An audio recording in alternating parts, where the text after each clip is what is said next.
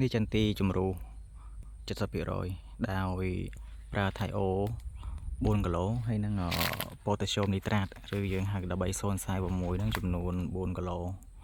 នេះបើនិយាយពីការជំរុះវាយើងអាចហៅបានថាជំរុះ60-70%ហើយអានេះរយៈពេលបាញ់5ថ្ងៃ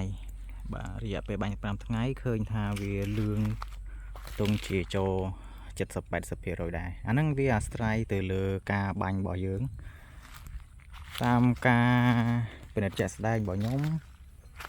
ថៃអូ4គីឡូឬក៏5គីឡូឃើញថាការជ្រុះប្រហាក់ប្រហែលគ្នាចឹងមានថាវាអាស្រ័យទៅលើការបាញ់ខ្លាំងបើសិនជា4គីឡូប៉ុន្តែយើងបាញ់ជោគយើងឃើញថាជ្រុះច្រើនក្រហមខ្លាំងក្រហមនេះក្រហមខ្ទង់ជា80%ដូចដែលនៅក្នុងវីដេអូនេះចឹង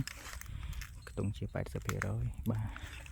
ហើយរយៈពេល5ថ្ងៃខ្ញុំសោកស្ដាយដែរដែលបន្ទាប់ពីបាញ់ហើយស្រាប់តែមេឃភ្លៀងបាទដូចបានឃើញទឹកដក់នៅក្នុងរងគួរឲ្យស្ដាយមែនតើគួរការបាញ់ជំរុះនេះបើសិនជាមានភ្លៀងធ្លាក់វាប៉ះពាល់ទី1ប្រព័ន្ធរឹសស្រូបយកជាតិទឹកហើយនឹងអាសូតបាទស្រូបជាតិទឹកនិងអាសូតហើយចំពោះត្រួយក៏វាប៉ះពាល់ទៅចំពោះត្រួយក៏វាទទួលរងផលប៉ះពាល់ពីទឹកភ្លៀងដែរព្រោះអាចខ្មៅបាទអាចខ្មៅត្រួយឬក៏អាចត្រួយនឹងអាចលឹបទៅវិញវាអត់លូតលាស់មកប្រក្រតីតាមដែលយើងធ្វើវាទេបាទតែទោះបីយ៉ាងណាឃើញថាវាលោតចាប់ផ្ដើមហើបភ្នែកត្រួយខ្ញុំនឹងទាញមេឃនេះដើម្បីបង្ហាញពុកម៉ែបងប្អូនថាវាលោតបានប៉ុណ្ណាអញ្ចឹងណារយៈពេល5ថ្ងៃនេះ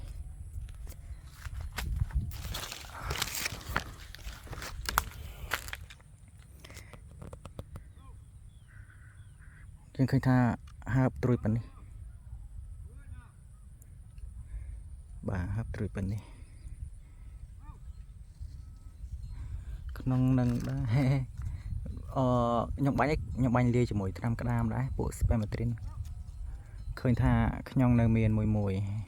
អានេះក៏ជាមុខសញ្ញាដែលខ្ញុំធ្វើនៅវីដេអូមុនណាការបំផ្លាញរបស់វាស៊ីត្រួយវាស្អាតតែរូបទេតែចង្រៃអញ្ចឹងយើងបាច់ទុកវាទេ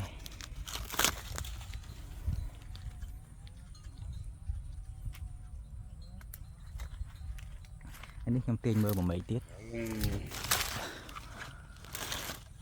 វាចាប់ផ្ដើមហើបហើយបាទអញ្ចឹងខ្ទង់ជា4ឬ5ថ្ងៃទៀតខ្ញុំនឹងដាក់មួយជើងទៀតបាទ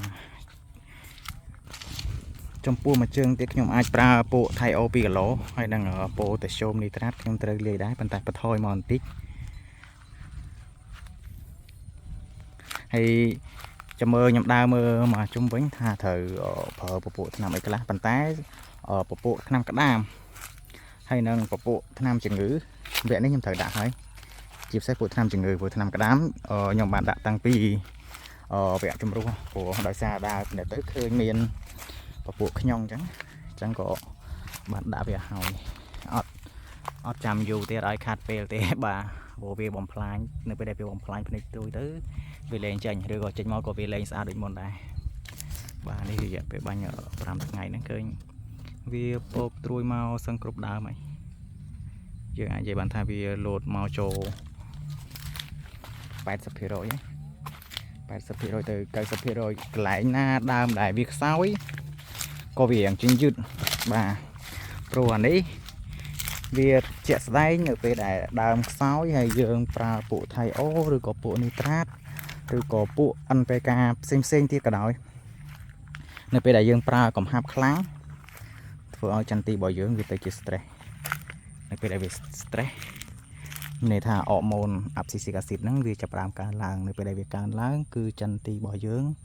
វាមិនដំណើរការលូតលាស់អីទេវានៅត្រឹងនៅនឹងដើម្បីរក្សាតុល្យភាពជីវិតរបស់វាណាបាទនេះឃើញជាក់ស្ដែងអានេះអត់តន់ហើបទេដូចខ្ញុំជំរាបជូនអញ្ចឹងថាមេឃខ្លះក៏វាហើបមេឃខ្លះក៏វានៅខ្លះអញ្ចឹងវាមិនមកទាំងអស់ទេបាទតែចំពោះមេឃនេះ ហើបហើយបាទហើបហើយមួយនេះក៏ហើបដែរផ្នែកមួយនេះក៏ចាប់ផ្ដើមហើបដែរបាទហើយចំពោះស្ថានភាពមេឃភ្លៀងចេះសូមបងប្អូនពុកម៉ែបងប្អូនទាំងអស់គ្នាកុំភ្លេចបន្ថែមជាមួយនឹងថ្នាំជំងឺផងណាបាទយើងប្រើពួកម៉ុងកាសែលេខ80ក៏បានម៉ុងកាសែបងមេតាឡាស៊ីលេខ72ក៏បានពពួកប្រូពីណេតលេខ7លេខ70ក៏បានបាទអាស្រ័យលើចំណងចំណូលចិត្តហើយនឹងមួយទៀតអាស្រ័យទៅលើស្ថានភាពជាក់ស្ដែងនៃអាកាសធាតុតាមការណែនាំរបស់ខ្ញុំអាចឲ្យប្រើពពួកម៉ុងកាសែសម្រាប់បាញ់នៅពេលដែលមុនមានភ្លៀងធ្លាក់ឬក៏មុននៅពេលដែលមានសំណើមចុះមកបាទហើយចំពោះប្រូពីណេតយើងអាចបាញ់លាងបន្ទាប់ពីក្រោយមានភ្លៀងធ្លាក់ហើយនឹងម៉ុងកាសែបុកមេតាឡាស៊ីលយើងអាចបាញ់មុនឬក៏ក្រោយក៏បានបាទហើយយើងមានសារធាតុមួយទៀតពួកហេសាកូណាសូលក៏យើងអាចបាញ់លាងភ្នែកនេះបានដែរបាទហើយចំពោះហេសាកូណាសូលវាមានពិសាលភាពខ្ពស់ទៅលើពពួកជំងឺម្សៅណាជំងឺម្សៅសបាទយើងអាចហៅតាមភាសាបច្ចេកទេសថា powdery mildew វាចេញត្រួយមកច្រើនប៉ុន្តែដោយសារតែទឹកតបាញ់ដែរអញ្ចឹងឃើញប្លុកត្រួយតិចបាទក្នុងវីដេអូរបស់ខ្ញុំហ្នឹងមានតែប៉ុណ្្នឹងសូមបញ្ជាក់ជូនថែមបន្តិចទៀតនេះចន្ទីដែលមានកម្លាំងយើងឃើញដើមរបស់វាមានកម្លាំងហើយការចេញត្រួយរបស់វាក៏ស្អាតនេះដោយសារតែវាជ្រុះស្លឹកអស់យ៉ាងជុលដល់ពេលអញ្ចឹងយើងគិតថាវាអត់សូវមានត្រួយអញ្ចឹងណាប៉ុន្តែខ្ញុំសូមឲ្យមើលបាទនេះត្រួយរបស់វាចាប់ដើមពកមកហើយពកមកច្រើនបាទនេះមួយនេះផងដែរបាទ